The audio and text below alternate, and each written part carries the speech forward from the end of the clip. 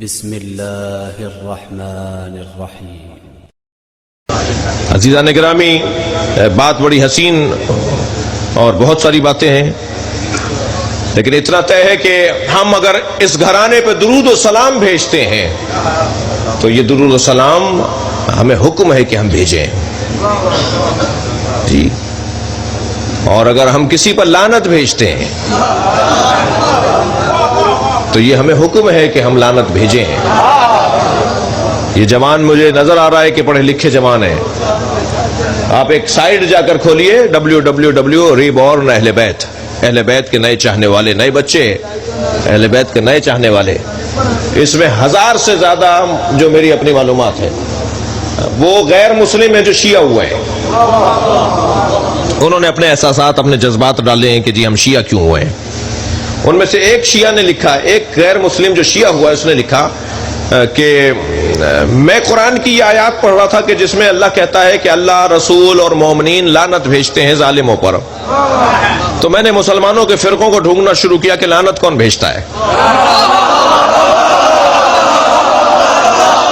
تو میں جس فرقے کے پاس گیا اس نے کہا جی لعنت نہیں بھیجتے ہم سب کو مانتے ہیں، ہم کسی پہ لعنت نہیں بھیجتے۔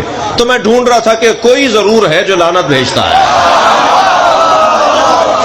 بھائی قرآن کہہ رہا ہے نا کہ مومنین لعنت بھیجتے ہیں کچھ لوگوں پر، تو وہ کون لوگ ہیں جو لعنت بھیجتے ہیں؟ کہنے لگے مجھے ایک فرقہ ملا، ایک گروہ ملا جنہیں شیعہ کہتے ہیں۔ جب ہم نے ان سے پوچھا کہ آپ کے یہاں لعنت بھیجی جاتی ہے، انہوں نے کہا ہمارے یہاں درود بھی بھیجا جاتا ہے، ہمارے یہاں لعنت بھی بھیجا جاتی ہے۔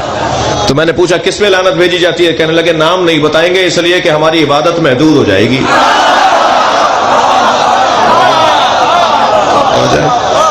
جس نے بھی ظلم کیا ہے، جس نے بھی زیادتی کی ہے، جو بھی ظالم ہے اس پہ اللہ کی لعنت ہے۔ عزیزان گرامی، بہت سارے لوگوں کو یہ بات ہضم نہیں ہوتی۔ قرآن کہہ رہا ہے لعنت بھیجنے والے کچھ لوگ ہیں، کچھ مومنین ہیں جو لعنت بھیجتے ہیں، تو بھیجیے نا، مومن بنیے۔ توجہ ہے، میں حرم جا رہا تھا، حرم سے اپنے ہوٹل جا رہا تھا، میں نے بھی بیان کیا، تو 2 مصری برابر سے گزرے، کہنے لگے یہ شیعہ، یہ ایرانی شیعہ ہے۔ تو میں کیونکہ اسی حلیے میں تھا تو جذبہ حب الوطنی پھڑکنے لگا۔ میں نے کہا بھائی میں ایرانی تو ہوں نہیں۔ تو میں نے ان کو مڑ کے دیکھا، میں نے کہا جی میں پاکستانی ہوں۔ کہنے لگے پاکستان میں شیعہ رہتے ہیں؟ میں نے کہا پاکستان کے بینکوں کا ریکارڈ اٹھا کے دیکھو گے تو اکثریت میں شیعہ رہتے ہیں۔ سمجھ ہے؟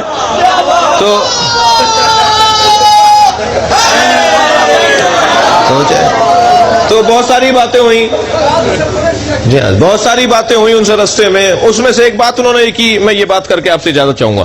انہوں نے ان میں سے بہت ساری باتوں میں ایک بات یہ کی کہ جی آپ درود و سلام جو پڑھتے ہیں یہ شرک ہے، یہ کفر ہے، مر گئے، رحلت کر گئے، دنیا سے چلے گئے، ان پر جو زندگی میں سلام بھیجنا ٹھیک تھا، مرنے کے بعد ان پر سلام بھیجنے کی کوئی ضرورت نہیں ہے، پہنچتا ہی نہیں ہے، فضول کام ہے، معاذ اللہ۔ یہ ساری باتیں اس نے مجھ سے کی۔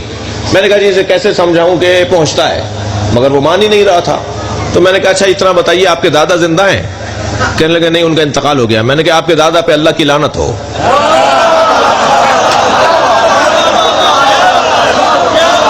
یقین جانیے مجھ سے ناراض ہو گئے، کہنے لگے آپ میرے مرے ہوئے دادا پہ لعنت بھیج رہے ہیں۔ میں نے کہا لعنت پہنچ گئی، صلوات نہیں پہنچتی۔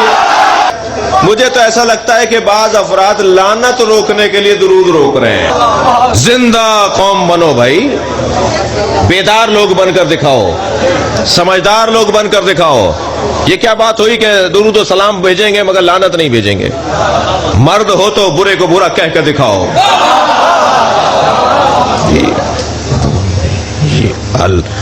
الاسلام الا الحب والبغض، هل الدین الا الحب والبغض؟ دین کا خلاصہ ہی بغض اور حب ہے۔ ہو نہیں سکتا کوئی دیندار ہو اور وہ محبت نہ کرتا ہو اور نفرت نہ کرتا ہو۔ صرف محبت نہیں چلے گی، ہم بھی مانتے ہیں، ہم بھی مانتے نہیں ہیں اہل بیت کے دشمنوں سے نفرت بھی کرنا پڑے گی، تب جا کر معیار مکمل ہوگا۔ اگر آپ ہمارے لیٹسٹ ویڈیوز کے بارے میں جاننا چاہتے ہیں تو ہمارے چینل کو سبسکرائب کریں اور بیل آئیکن کو پریس کریں۔ شکریہ۔